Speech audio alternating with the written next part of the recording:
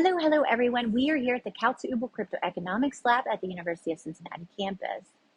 You are going to want to stick around for our next innovation interview.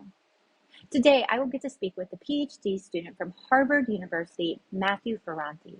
Matthew's paper, titled Hedging Sanctions Risk, Cryptocurrency and Central Bank Reserves, has made headlines recently. His research has touched on how U.S. sanctions could impact how other countries reallocate financial reserves and how gold and Bitcoin can provide a safer hedge in their portfolio. By the way, now is a great time to subscribe to our channel and hit that thumbs up button if you like our show. We will continue to have guest interviews and educational content that you will want to be the first to review. Let's head over to our lab and interview with Matthew. Innovation Interview focuses on students and scholars who are making a great impact on cryptocurrency and blockchain and Web3 adoption. If you want to actually grow your company or learn anything new, you cannot just rely on numbers. That stuff is not quantified. Got thrown out of the finance club in college because I was talking about Bitcoin. Well, welcome everyone to Innovation Interview at the Kautz-Uible Cryptoeconomics Lab at the University of Cincinnati campus. I'm your host, Sunshine, and I would like to introduce our guest, Matthew Ferranti. Matthew is a PhD candidate in economics at Harvard University. Prior to Harvard, he completed 2 degrees at Stanford, a BS and a Master's in Management Science and Engineering, focusing on decision and risk analysis. Today, we will be discussing his PhD published work, Hedging Sanctions Risk, Cryptocurrency, and Central Bank Reserves. He describes the Bayesian cupola modeling and explores whether Bitcoin can serve as a suitable alternative to gold in the presence of sanctions risk. Matthew, thank you for being here today. Yeah, thank you for inviting me. Absolutely. Tell me something about yourself that maybe many don't know about you.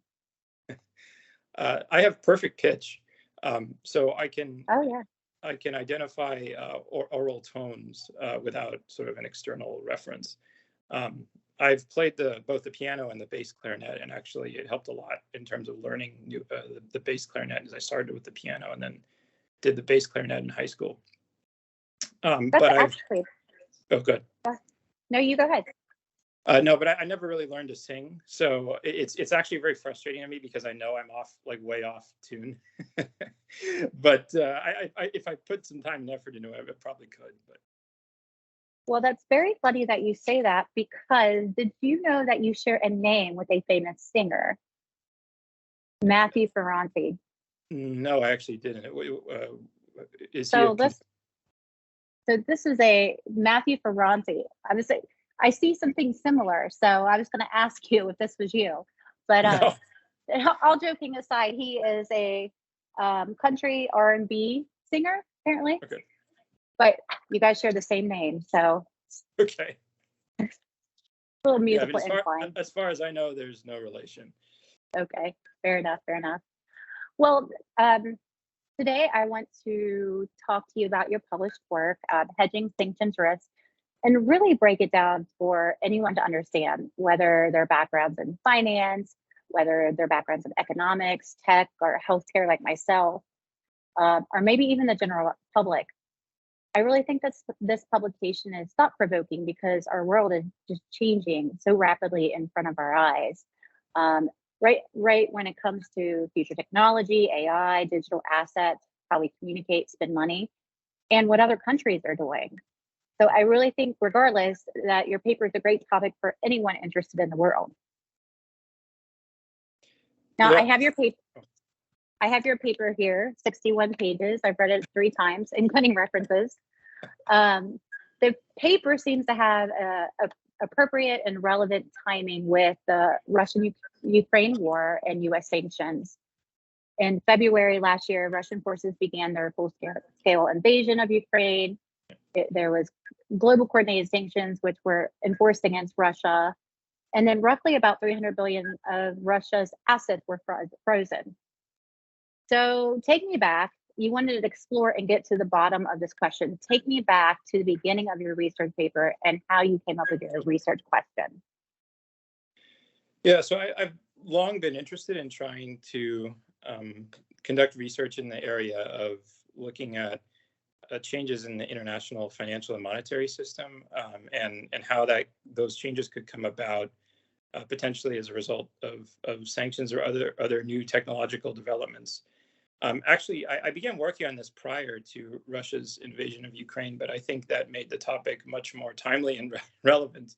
And so being able to model kind of sanctions in the connection with central bank reserves, I think it's as you said, it's interesting. And as far as I know, this is one of the, if not the first approach to this that tries to take a quantitative view. I mean, like you can find op-eds, for example, in the Wall Street Journal, where people will say, well, if the United States overuses sanctions, then people are going to stop holding US dollars or transacting in US dollars. So people will say that qualitatively, but trying to come up with quantitative estimates of just how much that the central banks may, for example, shift their reserve holdings, I think that's a new that's new, and so. And just also in a bigger picture sense, why does this matter? Well, central banks have about $12 trillion of reserves. So they're very, very large asset managers. And so the decisions they make with regards to investments are likely to have an effect on exchange rates and interest rates, which then has effects on the real US economy, as well as other economies around the world. But if they're, for example, selling US dollars or US treasuries or other US dollar assets and moving into other things, then that has real effects on the United States. So you actually started off with this project before Russia or Ukraine. Yeah. You had this idea of sanctions and asset allocation, and then did you kind of follow that curve when this started happening? You were able to kind of narrow your focus on what you really wanted to focus on in your paper? I think that's right. Yeah, I think it really it kind of sharpened the focus, especially in terms of focusing on the sanctions and also looking at both Bitcoin as it potentially relates to gold, because one of the things that Russia did prior to its full-scale invasion of Ukraine is they sold a lot of their US dollar assets and moved them into a combination of euros, Chinese renminbi, and gold. And so thinking about, I think, Bitcoin in relation to gold is also interesting. So what was the main question that you wanted to find out at the beginning of your research? So first, yeah, I'd say there are basically two questions the paper tries to answer. One of them is, do we actually detect any evidence that countries have been changing their central bank reserves in a manner that's consistent with the idea that they're taking into consideration some notion of sanctions risk? That's question number one. Then question number two is just how sensitive are central bank reserve allocations to this sanctions risk? I mean, does it actually make a big difference or not? And so those are the two questions the paper gets at. So just for our audience, can you kind of simplify your paper in easiest terms on your data collection process? What methods did you use to determine the forecasting of the central bank reserve composition? Yeah, so there are two different data sources essentially for the two different parts of the paper that correspond to the two questions that I just outlined. So for the first part of the paper where I'm looking at, is there any evidence that central banks are already thinking about this? Well, I just talked about anecdotally, for example, Russia was moving out of US dollars into gold and Chinese renminbi and euros. Well, that's just one country. So I wanted to look at, do we see this across the world, essentially? So I got a data set of 80-ish countries from the World Gold Council to look at the gold shares of their central bank reserves. And then I joined that up with a data set from the Stockholm International Peace Research Institute, or SIPRI, which collects the best data on the military trade, so trade in weapons, which I argue is a good proxy for sanctions risk because the US cares a lot about the weapons exporting activities of China and Russia. And so sure. I basically construct this variable that says, where do you get your military imports from? Do you get more of them from China and Russia? Or do you get more of them from the United States? And so then I use that to kind of get at that question of, does it seem like a proxy for sanctions risk has some explanatory power over changes in the gold share of central bank reserves?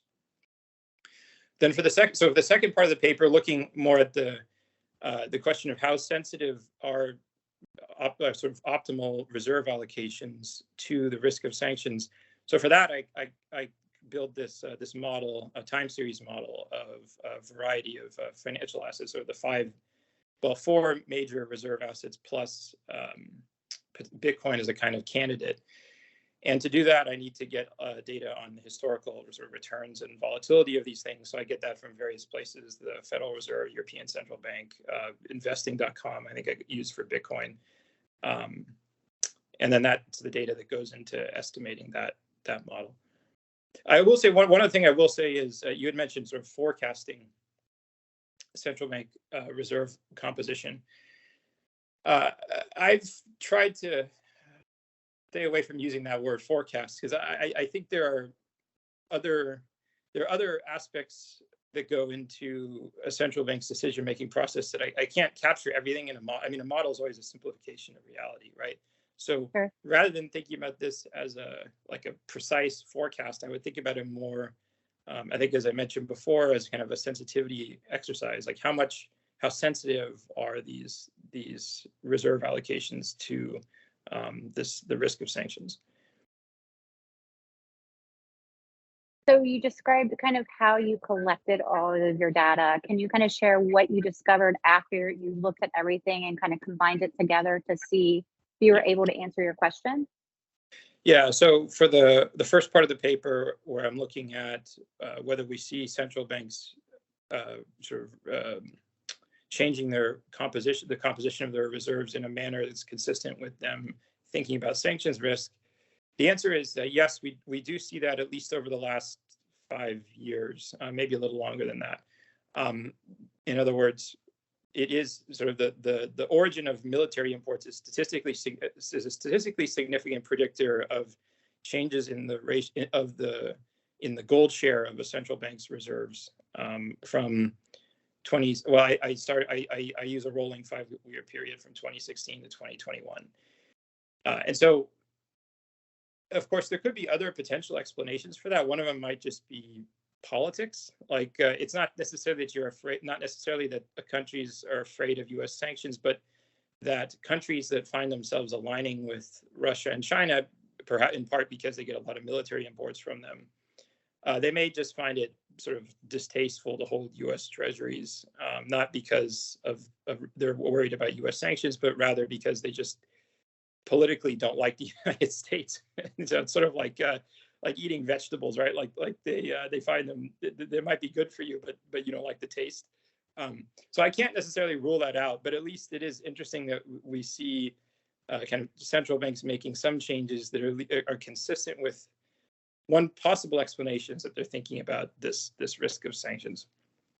So that's the first part. In the second part of the paper, I find that the optimal reserve allocations are quite sensitive to the risk of sanctions. So a 1 in 100 risk of U.S. sanctions over a 3-month period generates an optimal portfolio that's about 50% in gold, and then maybe like 5 to 10% or so in Bitcoin.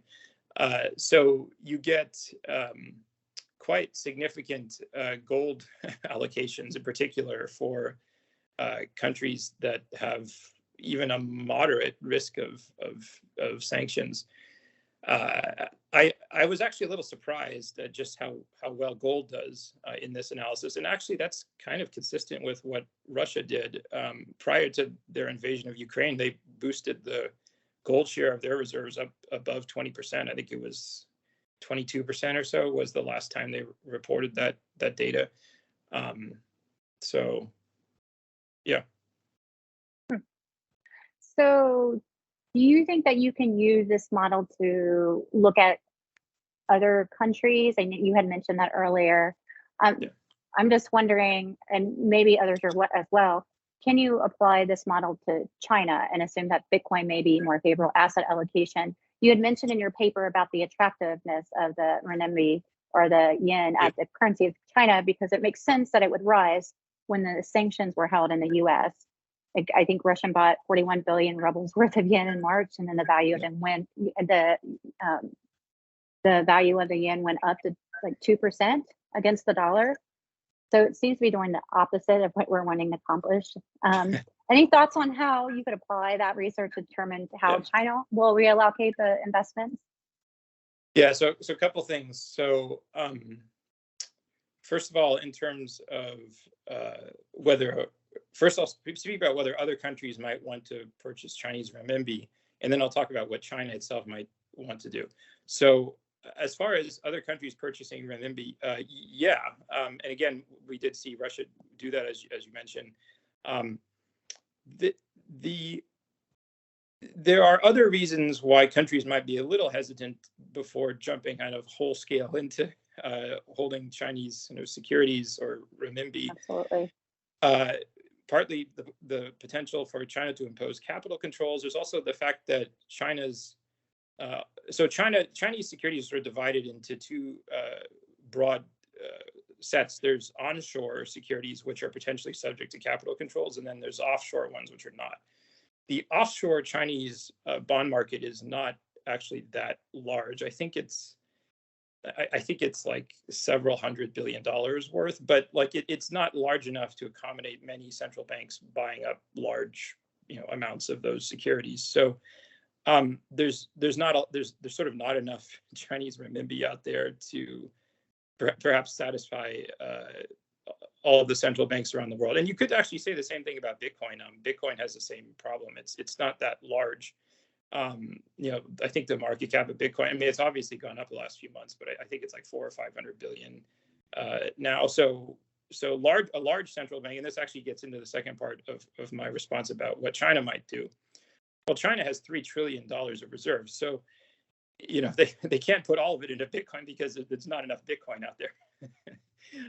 Or at least if they started buying up Bitcoin, they would massively push up the price because of just kind of the scale involved here. So there are potential questions I think that this model raises around scale. Like, what do you do if you have $3 trillion and Bitcoin's only 500 billion in total? And that's probably one reason in part why China still holds something like $800 billion of U.S. Treasuries. I think the last I saw in the and that's actually just in the Treasuries, U.S. Treasuries data. They might hold more than that in various offshore financial centers. So, if you're operating at a really large scale, your options to diversify out of U.S. Treasuries become more and more limited. So do you think that there is more of a chance that they would reallocate their assets in Bitcoin or stick with their own currency? Yeah, I think, well, so first of all, China's not going to want to hold its own currency as part of its foreign exchange reserves, because foreign exchange reserves are foreign currencies, and they have to be foreign in order for you to be able to conduct foreign exchange interventions. You need to be buying or selling foreign currency against your own domestic currency in order to affect the exchange rate. So the foreign exchange reserves are not going to be, China's foreign exchange reserves are not going to be in Chinese renminbi. They're going to be in something else.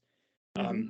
Whether that something else is Bitcoin or gold or just a variety of other things. I mean, there's a great working paper from the IMF last year that found that a lot of central banks around the world are also diversifying into just buying kind of very small shares of currencies that you wouldn't necessarily think of as traditionally being a reserve currency, like the South Korean won, for example. So the answer for China is probably a little of all of the above. Like they're going to want to, they're probably going to be reducing the dollar share of the reserves and moving it, kind of little by little into lots of things. I wouldn't be surprised if Bitcoin's one of those things. Gold probably as well. China did actually start buying some more gold at the end of last year, the first time since 2019. So they have been buying gold. Yeah, but it's it's if you hand them a menu, they're going to say, "Give me all of it." That's my guess. Okay, fair. So Matthew, why do you think that your research question is important, and what implications will this have in the future?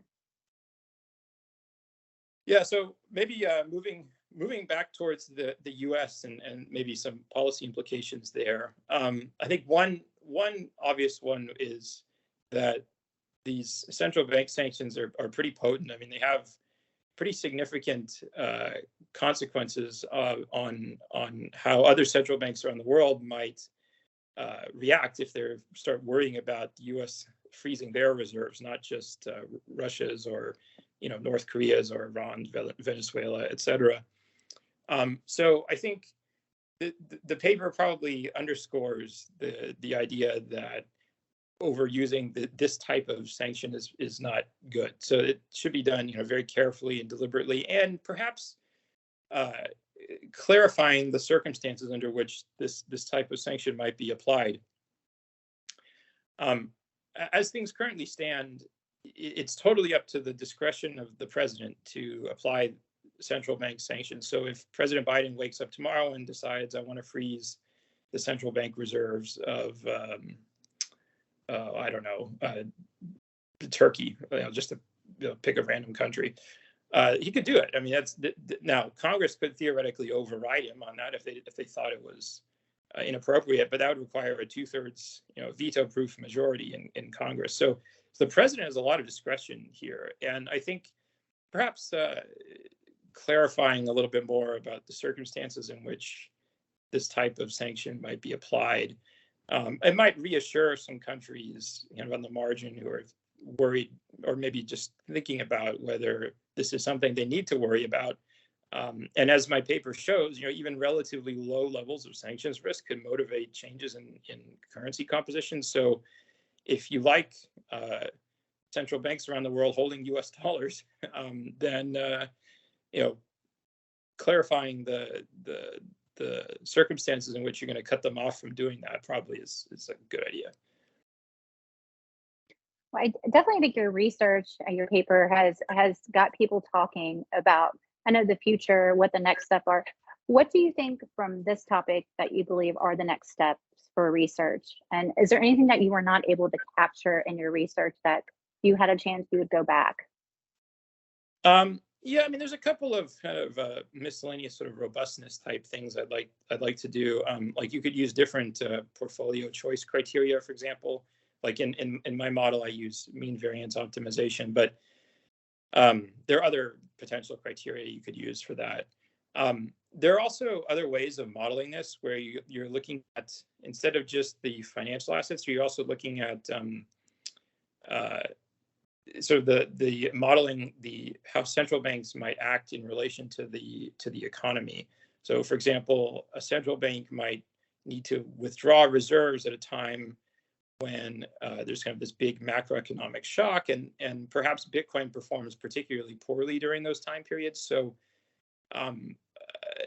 that sort of thing might make a central bank a bit more hesitant to hold Bitcoin, because if you never want to hold an asset that you're forced to kind of buy high and sell low, right? Sure. But I think there is definitely more research to be done here. But I think that, actually, maybe even going back to your previous question a little bit, one other important implication of this, and I think maybe this paper cracks open the Pandora's box, it's just the idea that as it currently stands, Bitcoin is not too risky to be written off or excluded from being potentially a reserve asset. It has kind of this nice insurance property that it sort of helps protect against sanctions if you're self-custodying it, and so I think sort of research that's more along the lines of how Bitcoin may end up being a store of value, more so than actually a currency, kind of like gold, I think would be interesting.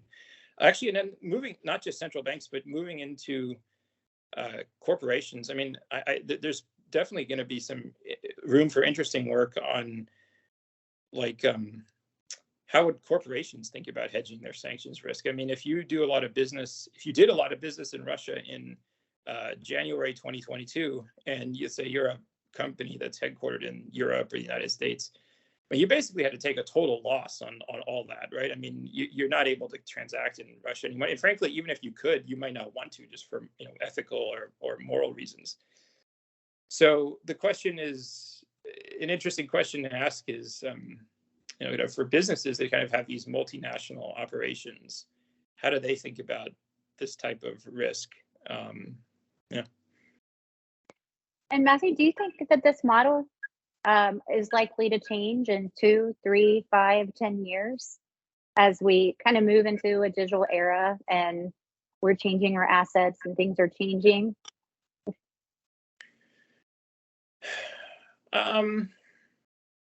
That's an interesting question. I don't think the results would change a whole lot. I mean, I tried to be careful when conducting this analysis about not sort of overfitting to just like the last year or 2 or even 5 years of data.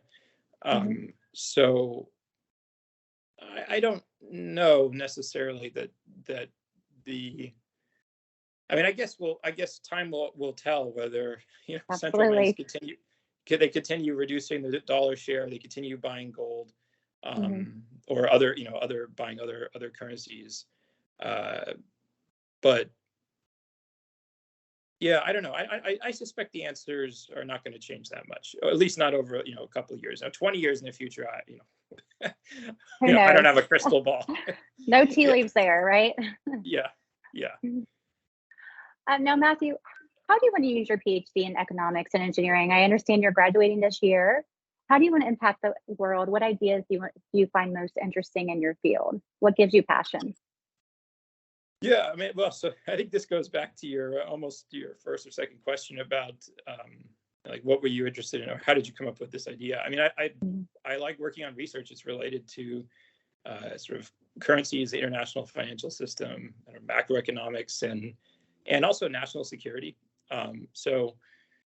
Actually, I recently joined the Bitcoin Policy Institute as a research fellow, which is a nonprofit that publishes various types of research related to Bitcoin, as you might have guessed, among other things. And Bitcoin's not the only thing they work on, but and so actually at the end of April, they have a summit in Washington, D.C., where I'll be attending there and participating in one of their panels. So I'm looking forward to that. Really cool. Well, I just want to thank you so much for allowing us to speak with you today at the Cryptoeconomics Lab at the University of Cincinnati. Before we go, though, I do have a surprise for you. Typically, after every interview, we do a game. Now, you are the first one to trial this game. Okay. And I just made it up yesterday, so we'll see how you do. It's called Wallet Stake or Total Fake. Okay, so I'm going to give you the directions. Hardware wallets are devices that store your private keys offline, securing crypto assets. Hardware wallets can be disguised, sometimes mistaken as common household items. Okay. I'm going to show you a device or an object, and quickly, within 5 seconds, you need to determine if this device is a hardware wallet or that holds your private keys or a total fake. Okay. And you just yell out wallet stake or total fake. At the end of 1 minute, we will see how many correct wallets you have attempted to identify versus total fake outs where you were tricked. So wallet fake versus wallet stake. Okay, I'm going to set my alarm here. Are you ready? Yeah. So again, my two choices are either wallet or fake, right? Yes, wallet or fake. All right, we'll see if we can get through all of them in a minute. Okay. On your mark, get set, go. Wallet. A wallet.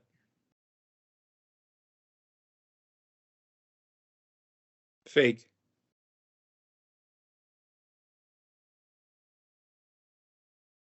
Wallet. Fake. Fake. Ooh, it's hard. Fake. Wallet. Wallet. Fake. Fake.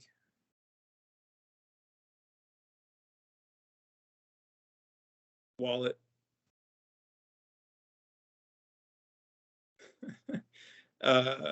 Wallet. All right, we finished all of them. Oh, one more. Oh, wallet. All right, so we'll start off with the wallet. This is just a calculator. Okay. So no, but wallet. This Okay. is a ledger wallet, a SafePal wallet, a cold card. Okay. This is not a wallet. This is an old Apple device, very old. Yeah, I know, but I mean, you could store. You could so see that. This is a ledger, so that's true. This is actually just a USB drive. So no, on that one. But this is a wallet. Okay. The rest of them were fake. Okay. So good job. Okay. So technically you got 2 wrong. Okay. So I would say that's a successful game there. All right. Well, Matthew, thank you so much. Good luck to you after you graduate and the futures. And you're already changing the world. So keep going. Do more. Best of luck to you. Thank you. I appreciate it, All right. Sunshine. All right. Take care. Have a wonderful day.